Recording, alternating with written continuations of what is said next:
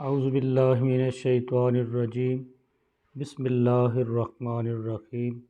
دوستو، آج کی ویڈیو کا موضوع ہے پٹھوں کی کمزوری اور پٹھوں کا درد اور ان کا دیسی طریقہ علاج۔ دوستو، یہ اس دور میں بڑا عام مسئلہ بنا ہوا ہے، ہر بندہ اس سے پریشان ہے۔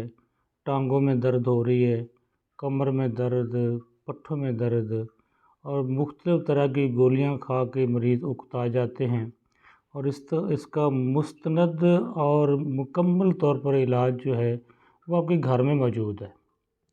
یہ میرے پاس کوار گندل کا ایک پیس ہے، ایک حصہ ہے۔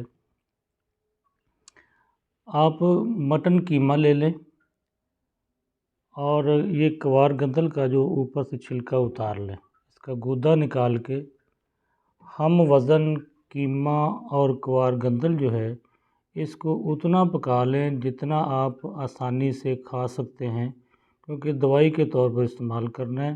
آپ 1 پاؤ قیمے کے 4 حصے کر سکتے ہیں۔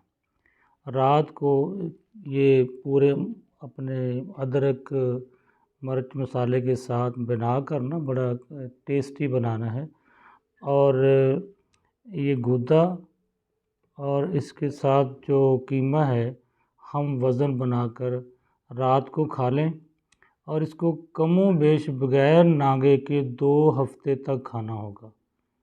تو اس سے آپ کے پٹھوں کی درد اور پٹھوں کی کمزوری انشاءاللہ اللہ کے فضل و کرم سے مکمل طور پر ٹھیک ہو جائے گی۔ اللہ تعالی ہم سب کو اپنے حفظ و امان میں رکھے۔ السلام علیکم۔